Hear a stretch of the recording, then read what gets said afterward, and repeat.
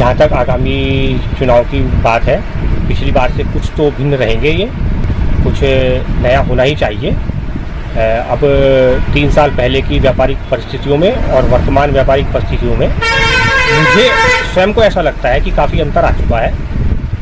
3 साल पहले लगभग जीएसटी जब आरंभ हुआ, लगभग 4.5 साल हो जाएंगे जीएसटी शुरू हुए, तो उससे और अब में काफ़ी अंतर आ चुका है और अब व्यापारियों की समस्याएं बढ़ चुकी हैं। जहाँ तक इसके निदान और निराकरण की बात है, उस दिशा में मेरा ऐसा अपना आज तक का मानना है, उद्योग व्यापार मंडल विकास नगर ने राजनीतिक स्तर पर तो कोई कार्य किया होगा, लेकिन जहाँ तक व्यापारियों के हित में अगर कोई निर्णय लेने का हुआ तो कोई एक आध विषय को छोड़कर ऐसा कोई कार्य पिछले 3 साल क्या, पिछले 30 साल क्या, पिछले 60 वर्ष में नज़र नहीं आता कि व्यापार मंडल बना हो और उसमें व्यापारियों के हित में कोई निर्णय लिया हो। सिर्फ एक बार के जो हमारे साथ जो घटनाक्रम हुआ उस समय जो उद्योग व्यापार मंडल था उसका बारंबार धन्यवाद है जी। वो जो कार्यकारिणी थी उसके सहयोग के बिना,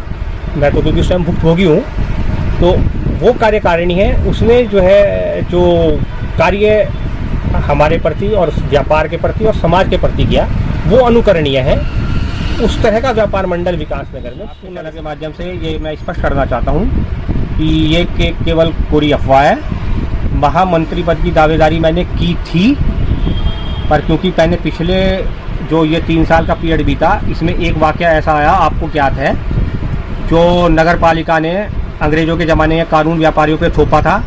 वहाँ एक घटनाक्रम घटित हुआ था जिसमें मैं भावनाओं में बह गया था और वहाँ किसी व्यापारी ने, सिवाय राकेश लेखवार, मैं फिर एक नाम लूँगा उसको बंदे का, सिवाय राकेश लेखवार अपने बेकर्स 28 फुट रोड पे है ना जी, शीतल बेकर्स वाले, उनके अलावा मेरा साथ किसी ने नहीं दिया। विकास नगर के सब तमाम बड़े छोटे व्यापारियों में से किसी ने भी मेरा वहाँ पर साथ नहीं दिया। जबकि उससे पहले जो मीटिंग होटल गुरु कृपा में हुई थी, वहाँ पर सबने ये कहा था कि चिरांश भाई बात आप करेंगे। तो ये महासचिव पद के जो इलेक्शन की बात है, ये पूरी अफवाह है। मैं किसी उसमें इसका वो नहीं हूँ। व्यापारियों के सहयोग के लिए मैं तत्पर हूँ, तैयार हूँ। और आपकी जानकारी के लिए एक बात और बता देता हूँ आपको, हरबटपुर से लेकर कालसी तक 14 किलोमीटर का एक एरिया है जी हमारा ये, जिस पर व्यापार बसा हुआ है विकास नगर का। कई बार इसे तोड़ने के लिए और अफवाहें उड़ाने के लिए इसकी डीपी जारी हुई थी। एकमात्र हरबटपुर चौक से लेकर कालसी तक सिर्फ एक व्यापारी चिदांश अग्रवाल है जिसके पास भारत सरकार ने लिखित में दे रखा है कि उसकी कोई योजना नहीं है।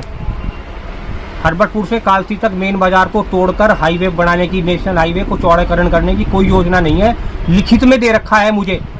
उसका जवाब लोक निर्माण विभाग बड़कोट के चेयरमैन को देना था, माननीय प्रधानमंत्री मोदी जी को, और उसकी कॉपी मुझे भेजनी थी। आज तक उस बंदे ने, बड़कोट के लोक निर्माण विभाग के चेयरमैन ने, न तो उस लेटर का जवाब दिया और न कॉपी प्रधानमंत्री को भेजी। जिस दिन तोड़ने के लिए ऑर्डर जारी हुआ उसी दिन उसके विरुद्ध कार्रवाई होगी कानूनी, ये तय है। क्यों? भारत सरकार के जो है जी केंद्रीय सड़क एवं परिवहन मंत्रालय, माननीय नितिन गडकरी मंत्री महोदय ने लिखित में दे रखा है। मेरे पास लेटर रखा, आज मेरे पास यहाँ नहीं है, मैं आपको अवश्य दिखाऊंगा अगले एपिसोड में। वो लेटर लिखा हुआ पढ़वाऊंगा आपको, लिखित में मेरे पास आया हुआ है, लिखित में दे रखा है मुझे। तो ऐसी कोई योजना नहीं है। व्यापारी को सावधान रहने की जरूरत है। कायदा तो ये था कि व्यापार मंडल को काम करना था, ये कार्य व्यापार मंडल को करना था, लेकिन सारे व्यापारियों ने खूब ढपली बजाई वहाँ पर बैठ करके मीटिंग में। लेकिन जो कायदे और कानून से चलने का काम था वो न अध्यक्ष ने और न महामंत्री ने किसी ने नहीं किया। भाई साहब, वो किसने किया? चिदांश अग्रवाल। जवाब किसको मिला? चिदांश अग्रवाल को। अब मैं निश्चिंत होकर बैठा। मेरे पास जब निशान लगाना कोई आया तो मैं उसकी खटिया खड़ी करूँगा और बिस्तर गोल करूँगा उसका। क्यों करूँगा? भारत सरकार ने लिख के दे रखा मुझे, सरकार ने लिख के दे रखा मुझे। एक भी व्यापारी ने के पास लिखित में नहीं है, हर व्यापारी के पास होना चाहिए था। ये कायदा है उद्योग व्यापार मंडल का। भाई साहब, उद्योग व्यापार मंडल का मतलब है हर उद्योग व्यापार के साथ जो उसमें पंजीकृत है उस व्यापारी को संरक्षण उद्योग व्यापार मंडल दे और लिखित में दे। ये ऐसा नहीं है, इसे आप इसे हल्के में मत लो। सरकार के दिमाग में खुरापात सूझ गई, तोड़ना है तो तोड़ना है। ये जो है जी मेन मुद्दा मेरा यही रहेगा हमेशा, और मैं तत्पर हूँ सर्वसम्मति होती है कि नहीं भाई चिदांश अग्रवाल महामंत्री बनेंगे हमारे, सही है तो ठीक है, सर्वसम्मति से चुन लो भैया, कोई बात नहीं है तो चिदांश अग्रवाल जी इलेक्शन नहीं लड़ ले उद्योग व्यापार मंडल का, तो मुझे आवश्यकता नहीं है, मेरी माँ तो भैया मुझे डांट देगी, क्यों घर से फालतू है क्या भाई। पिछली बार ही डांट खाली मैंने उनकी कि मेरी 51 साल मेरी उम्र है, लेकिन मेरी माँ तो भैया भगवान के बराबर है ना, वो तो डांट सके ना। उन्हें डांट दिया कि तू वहाँ गया ही क्यों था, क्यों खड़ा हुआ तो व्यापारियों के उसमें वहाँ जाके, जब तुझे पता है भावनाओं में बह गया। माफ़ी मांग के आया, मैं माफ़ी मांग के आया नगर पालिका वालों से भी लिखित में, आपको दिखाऊंगा लिखित में माफ़ी मांग रखी मैंने उनसे, नगर पालिका वालों से भी मांगी, उन्होंने मेरे उस माफ़ी का भी जवाब नहीं दिया। ये तो हालत है राहुल भाई, कोई जवाब उन्होंने नहीं दिया।